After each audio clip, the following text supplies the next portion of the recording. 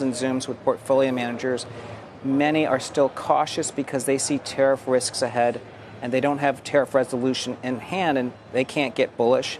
I think the feedback we get from a lot of folks is they think stocks shouldn't be rising. So I would say, given the amount of cash on the sidelines, the fact that short interest is going up, and we have a quiet week and markets are rallying, I think the risk is now of a substantial leg up rally from here. What role do tariffs play in all of the way you're thinking about the market?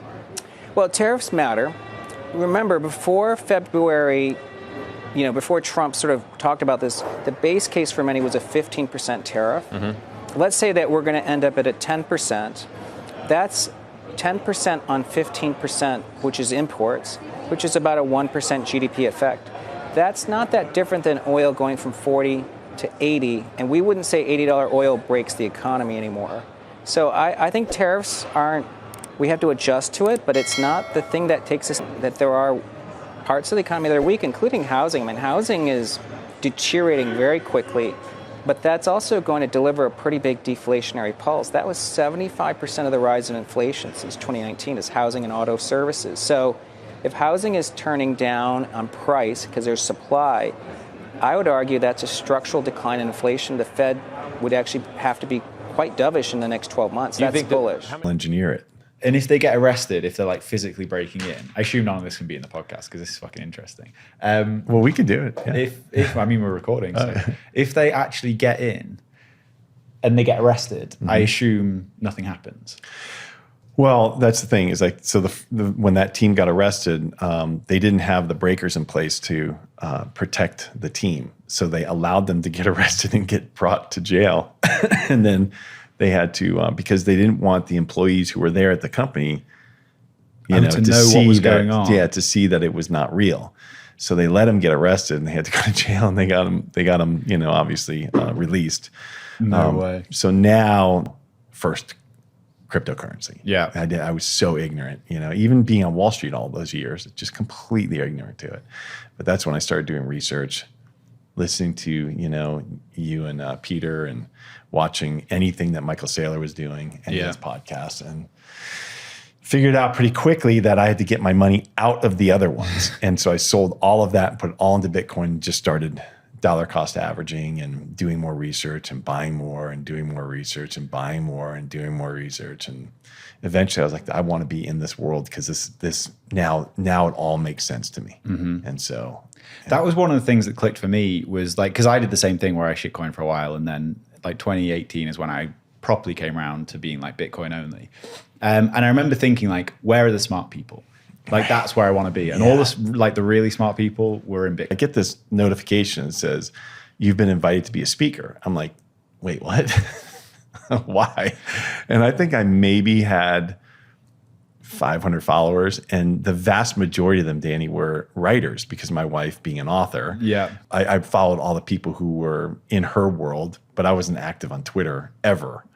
And so I didn't really have any followers. Like if I posted something, I might not get any engagement. So I'll tell you a story about that in a second. So, but anyway, so I get invited up on stage. I'm like, okay. And I had been in Clubhouse, and so I knew what the deal was. And then Mike just said, hey, your background looks interesting. Basically he was calling me out saying, are you legit? And so I just started talking about the challenges of institutional investors buying Bitcoin properly, getting keys and all that stuff and getting their key phrase. It was so fast. That's the operational issue. Because, when you're institutional investor, you've got fiduciary responsibility, and then you've got like this personal risk as well when you're doing this stuff, which is professional risk. So you've got to, perform your duty, and you can kind of hide behind that sometimes if you don't want to take on this professional risk. What do I mean by that? I mean, if you're going to buy Bitcoin, real Bitcoin, and you're gonna have your key phrase. Well, okay. Well, who's gonna take control of that wallet, that signing device? Is it going to be you? Or are you going to do it with a chief investment officer? Or are you going to have your legal counsel involved? I mean, like that's just the first thing. Yeah. Like how is that really going to work? And that's actually what people think about first. But when you're sitting in those meetings, that's kind of down the line. It's first of all, it's like, what is this thing? Where does it trade? Am I willing to take career risk? Well, yeah. So I want to talk about that. So Moody's were the last ratings agency to downgrade it. Is that right? They were. So yeah, the other two had already downgraded. S&P and Fitch had already downgraded them, over the last number of years, and then Moody's just sat on the sidelines. So what are we talking about? Well, the highest rating in debt is AAA. Mm-hmm. That's prime, right? And so the U.S. was always, it's the global reserve asset, right? The U.S. Treasury, and you surely can't get better debt. Surely you can't get better debt. Like, this is riskless. Like, this is supposedly the 10-year U.S. Treasury is supposed to be riskless. Yeah, that's the point. Well, then we had a couple of things happen, and one of them was a budget battle, and so that's what we're talking about here. Because Lynn talks about all the time is like, if you're a sovereign that issues debt in your own currency, you would never default. You'll just print more currency and buy the debt to make sure that you're not defaulting. Yeah. And so, but the technical default is that you trip a payment and then you make everybody whole later, which is what happened in 79. So no one you're actually not defaulting on the debt for anyone. That's just like the fact that it was politicking for too long. They decided to raise the debt ceiling too late and they missed a payment, then made it up. Right. Okay. Right. And then back in 2011, it's the same kind of thing happened. That's when S&P, so it was Fitch who did it first, and S&P did it. Did what? No, I'm sorry. Then you get this term premium, and the last piece of that. So you've got inflation. Worry about interest rate risk, concern of interest rate risk because of both inflation and because of the deluge of debt that we know is coming. I love Doge. It's great that they're getting rid of fat and and fraud, but they're not going to balance the budget. Of course, it's just not going to happen. That seems more clear than ever right now. Right. I mean, I've been saying this for since the start. It's like it's too much. The math is not going to work. So, but that's fine. The issue here is that the last part of that is now you've got this deeply divided political faction, right? So you've got the Democrats and the Republicans they almost can't even they can't even speak. Mm-hmm. Like it used to be back in the 80s at least, and there's all these metrics that they look at. It's pretty mathematical. Mm-hmm. Then you get to sovereign debt, and I've got you can share this this chart that I've got in the newsletter, but it's basically they look at like all these touchy-feely things, economic strength, institutions and government strength, fiscal strength, the susceptibility to event risk. And that all kind of feeds into each other, and it goes into this kind of waterfall of scoring. And then they add on other considerations. This is what you describe as instrument just vibes. Yeah, exactly. And so it's basically just like, I don't know, how's it feel? Yeah. And that's literally it. So the funny thing, before I read your newsletter, the only thing I really knew about the ratings agency was that scene in The Big Short, where they go to, I think they can't put them in their portfolio. So you go to being like rated as speculative rather than investment. Exactly. And so, like, just interestingly, what would a MicroStrategy bond be rated at? Do you know? They haven't been rated well. So I think they just withdrew the ratings is what they did. I see. So that's the issue for them. But, they're not looking for. Maybe eventually they want pension funds to be, obviously. Yeah. You're going to need, so the challenge for Michael, this is his challenge, and you kind of hit on it right away here with the speculative grade of his, or no grade, like TWA, for instance.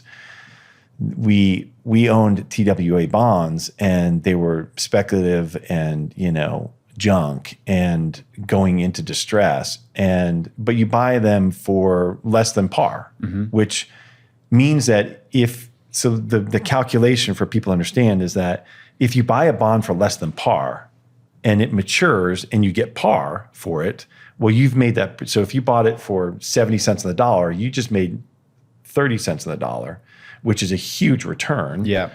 And so you can have some great returns even if you're not getting a coupon if you believe that you're going to get par back. With the distressed stuff, you don't ever get par, or very rarely you get par.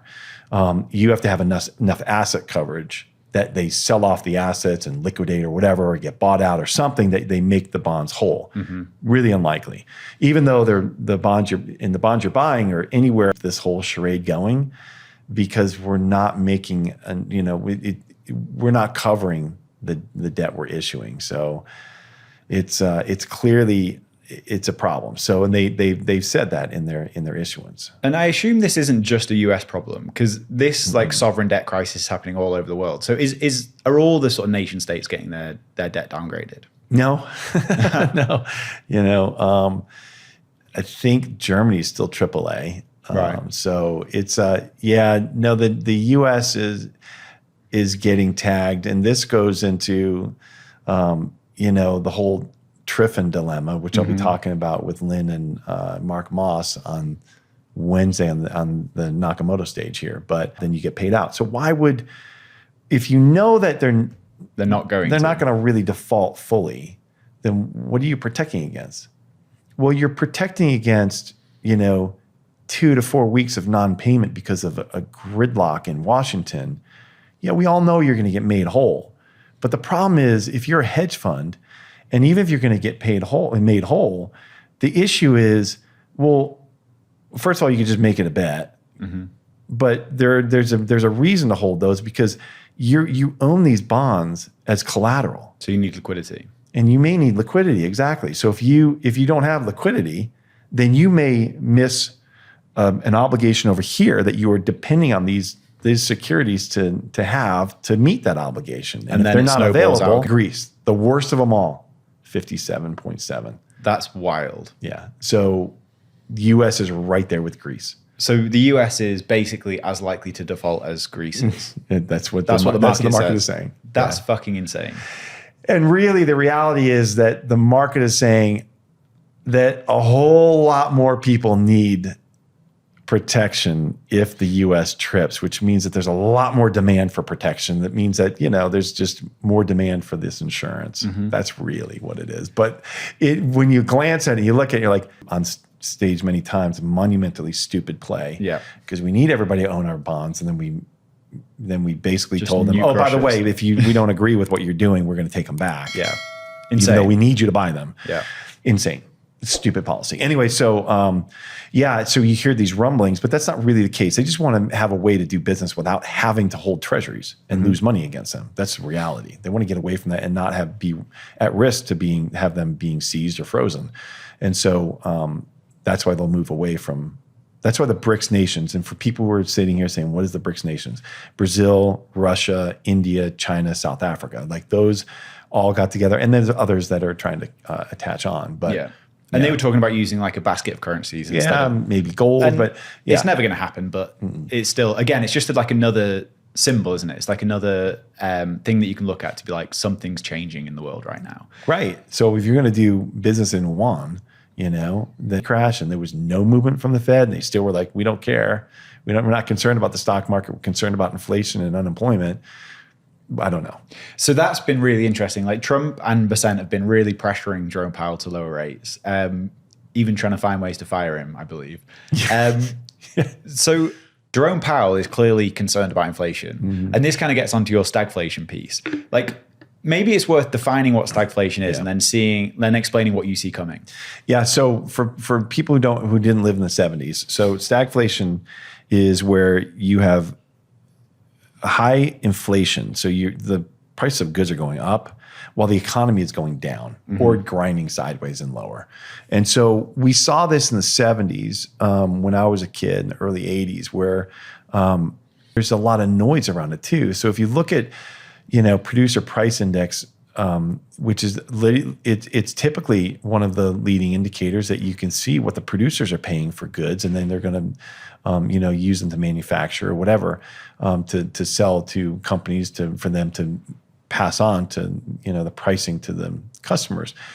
Well, what's hard to know is, like, in the last few months, how many of these goods were imported because the companies are trying to get these producers are trying to get ahead of tariff. What happens is you're looking at this cycle of liquidity, and that's a whole bunch of things. And again, it's like it's the amount of central bank liquidity, QE, that kind of stuff, or acronyms that create liquidity, or not terming out debt, that stuff.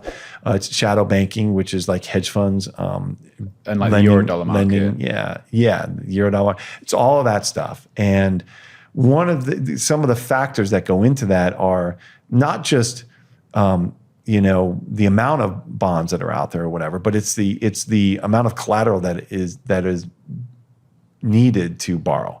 And so when you have volatility in the markets, the increase in volatility means that you have an increase in margin. Mm-hmm. Why is that? Because when you have a really big increase in volatility, it's usually because you're seeing... Like, subscribe, and turn on notifications. Support the channel by liking this video, subscribing, and enabling post notifications for more content on crypto and digital assets. Check out our other videos and share your thoughts in the comments below. Your engagement helps with the YouTube algorithm and keeps the content coming. Thanks for your support.